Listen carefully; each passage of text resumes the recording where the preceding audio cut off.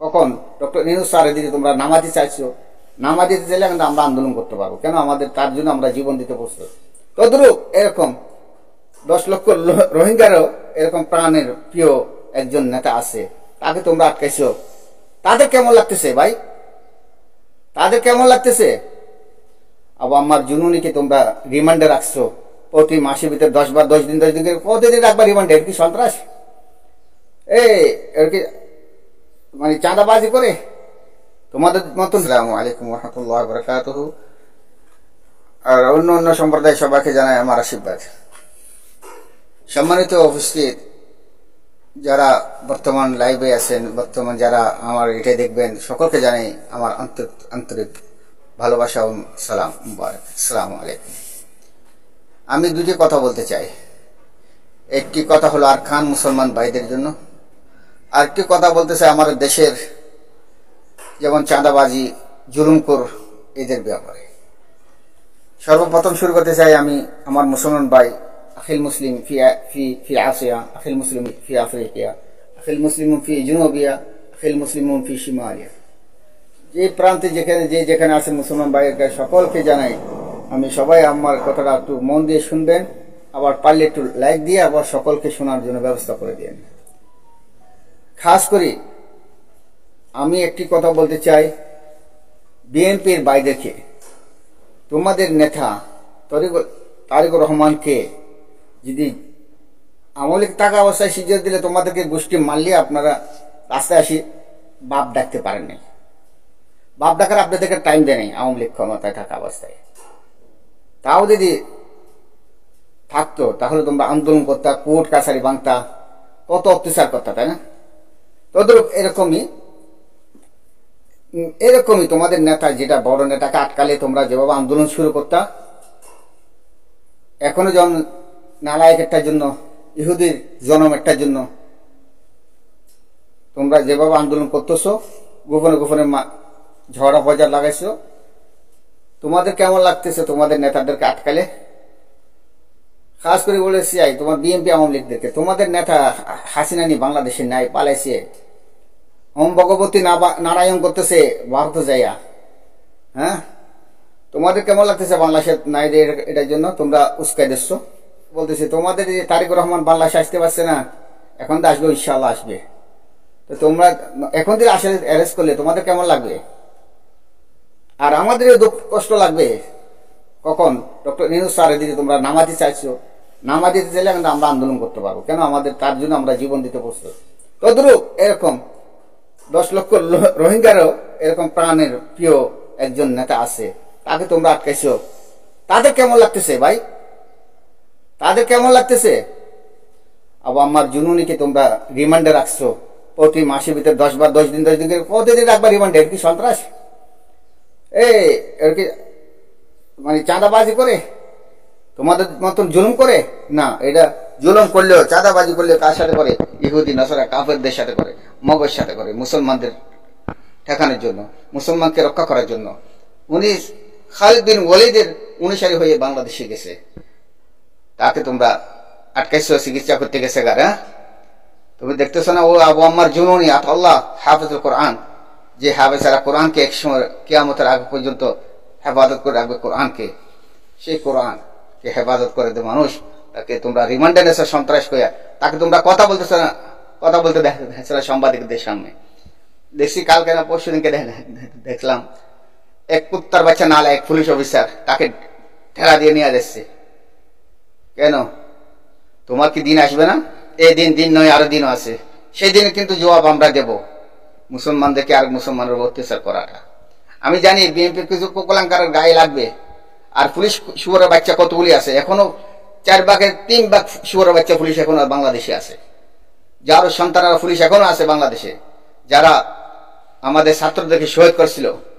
এরকম পুলিশ কুত্তার বাচ্চারা এখনো আছে বাংলাদেশে, এখনো চাকরিজীবী আছে, বড় বড় অফিসাররা এখনো আছে। তারা কিন্তু উস্কানি দিচ্ছে, কিছু মগজ সুদা আরখানি আছে, ও বিএনপির নেতারা। তোমরা ওখান থেকে চাঁদা খাইছো, ইয়াবা ব্যবসায়ী করাই, দেহ ব্যবসা করাও, তোমরাই করাইছো। আবার আমার জুনুইকে তোমরা রিমান্ডে রাখাইছো। তোমরা যদি সব মুসলমানদের হয়ে থাকো, তোমরা সত্যিকার মুসলমান হয়ে থাকো, তাহলে তোমরা আন্দোলন করো, ওকে বের করে দাও, ও জাগা ও আরকানে ঢোকাক, আরকানকে জয় করো, আরকানকে মগর হাত থেকে মুক্ত করো, মুসলমানদেরকে রক্ষা করো। তোমরা তা চাইছো না। আবু আম্মার জননী তোমরা ফাঁসি দিবা, আজীবন জিওলখানায় দিবা, কিচ্ছু করতে পারবে না। একদিন আল্লাহ তাকে বের করে নেবে যে কোনো উসিলায়। যেমন ইউসুফ আলাইহিসসালামকে তারা 10 ভাইয়ে কুয়াতে ফেলাই দিল। আল্লাহ বলছে এটা কুয়া নয়, এটা তারিকাত মালিক, এটা রাজাদের রাস্তা। নিয়ে দিল কোথায়? মিসরের মালিক পালাই দিছে না? কোথায়? জেরুজালেম। কোথায়? ফিলিস্তিন। ওখান থেকে আইসে মিশর রাজা হয়ে গেছে, জিওলে যাওয়া পড়ছে। তদ্রুপ যেমন আমাদের ডক্টর ইউনূস স্যার, তারপর বাংলাদেশে তাকে ঢুকতে দেয় নাই নালায়েকের বাচ্চা, ফেরাউনের বউ, ফেরাউনের চুদার বংশধর, এগুলি কিন্তু বাংলাদেশে এখনো কিছু কুলাঙ্কার আছে, মাজার পূজারীরা দুর্মুখী সাপ। যেমন একটি কথা মনে পড়ছে, বাংলাদেশের লোকদের কথা বলতে চাই। নমরুদের আমলের একটি কাহিনী, না মালিশ সরি ফেরাউনের আমল। মূসা আলাইহিস সালাম উম্মত ছিল একটা, আরেকটা ছিল ফেরাউনের উম্মত। ফেরাউনের সিপাহী, বড় সিপাহী, বড় একজন অফিসার, যেমন ফখরুদ্দিনের মতন, যেমন মির্জা আব্বাসের মতন। এই যে এই দুইটার মতনই মনে করেন, এই দুইটাতে যে কোনো একজন ফেরাউনের। উনি বলতেছে, এই ভাই তুমি কি জানো আমার ফেরাউন আল্লাহ কত বড় শক্তি? নাউজুবিল্লাহ, হয়তো পুরা মিশরের হতে যে সেটা হয়। যিনি মূসার অনুসারী আছেন উনি বলতেছে কি, এই তোর ফেরাউনদের শুধু মিশর নিয়া, ইস্কান্দারিয়া নিয়া, এমন ইসরায়েলের বংশধররা তোমার ফেরাউনের নামও শুনতে পারে না, আর তোমার ফেরাউনের অধিক গেলে কোনো কাজও হয় না, তো তোমার ফেরাউন কেমন খোদা হলো? হতে ভাই সেটার জন্য ন, আমি ফেরাউনের আল্লাহ সত্যি বলতেছি আমার চাকরি বাঁচার জন্য, আর মূসার আল্লাহ সত্যি হলে আমার বিবেকের থেকে বলার জন্য। এখনো তোমাদের বাংলাদেশে যারা মাজার ফুঙ্গি আছে, আর যেগুলি বিএনপির ভিতরে যারও নালায়েক সন্তানরা আছে, তাদেরকে বলতেছি, সবাইকে নয়, যারা নালায়েক সন্তান, নালায়েক বাপের চোদা ঠিক নাই, ওদেরকে বলতে চাই।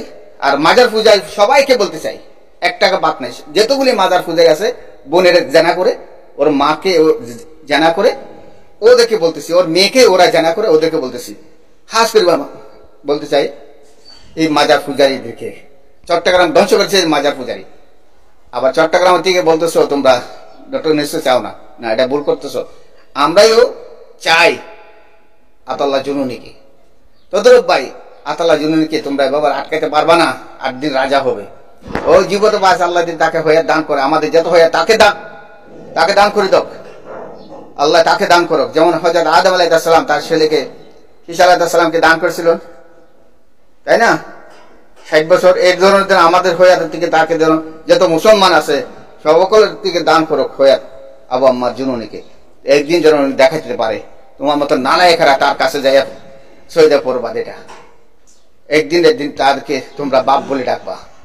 তোমরা তাকে এত কষ্ট দিচ্ছ, আল্লাহ সহ্য করবে না। আল্লাহ মার কিন্তু জীবনের বাহিরের, পৃথিবীর বাইরের মার দেবে, এটা মনে করিও না। যেমন নমরুদ একটা দেশে দেখেন নাই, আল্লামা দেলোয়ার হোসেন সাইদি বলে গেছিলেন, ইন্দ্র গপ্পে তালাশ করে পাবা না, পালাতে হবে।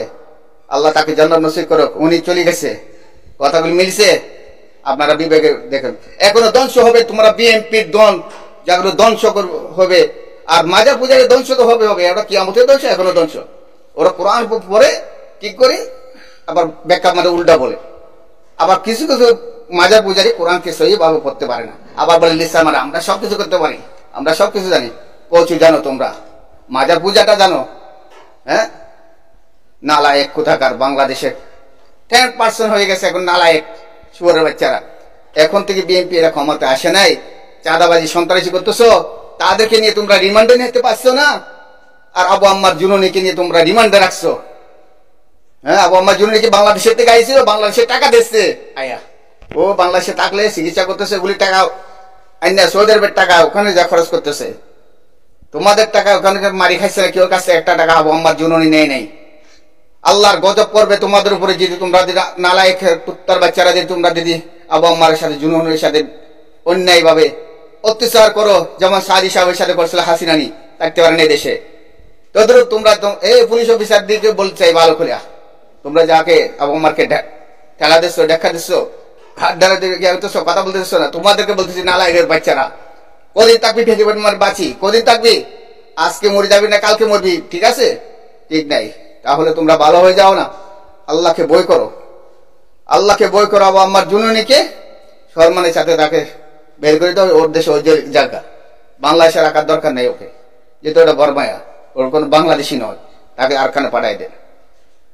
আরখানে 10 লক্ষ মুসলমান ভাই বোনদের ইজ্জত রক্ষা করেন, তোমার সন্ত্রাসীদের রক্ষা করিও না, তোমার সন্ত্রাসীদেরকে রক্ষা করতেছো। এই পুলিশ অফিসার, তোমরা বাংলাদেশের সন্ত্রাসীদেরকে রক্ষা করতেছো, চাঁদাবাজিদেরকে রক্ষা করতেছো, বিএনপির কুলাঙ্কার করে যেগুলি চাঁদাবাজি করতেছে ওদেরকে তুমি রক্ষা করতেছো।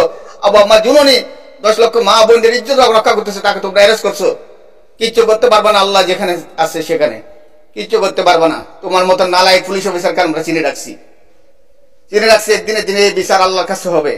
এখনই আল্লাহর কাছে দোয়া করে আইছি, কাবা শরীফে যাই দোয়া করি, কাবাতে হাত দিয়ে দোয়া করি আবু আম্মার জুনুনের জন্য। আমার মতো কোটি কোটি মানুষের আবু আম্মার জুনুনের জন্য দোয়া করে, কেন জানেন? মুসলমান হিসাবে। তাহলে আমরা রোহিঙ্গা, আমরা বাঙালি, গর্বিত বাঙালি। আমরা 1971 সালে জন্মগ্রহণ করছি, বাংলাদেশ স্বাধীন হয়েছে সেদিন আমরা বাঙালি, সেই থেকে আমরা বাঙালি। আমরা বাঙালি। বাংলাদেশে যারা 70 পর থেকে জন্ম হয়েছে সব বাঙালি। 71 আগে যারা বাংলাদেশে জন্ম হয়েছে তারা বাঙালি না, তারা পাকিস্তানি। যারা পাকিস্তানি, যার সন্তানেরা, আমরা বাঙালি। আমরা জন্মগ্রহণ করছি বাংলাদেশে, আমরা বাঙালি। আমরা বাঙালি হয়ে মুসলমানের দিকে টানতেছি আবু আম্মা জুনুনের জন্য। আমি শেষ করছি, কথাটা আর বলতে চাই না, বিয়াদি বলে ক্ষমা করবেন। ওয়াখিরু দাওয়ানা আলহামদুলিল্লাহি রাব্বিল আলামিন। জয় হোক আবু আম্মার। আসসালামু আলাইকুম ওয়া রাহমাতুল্লাহ।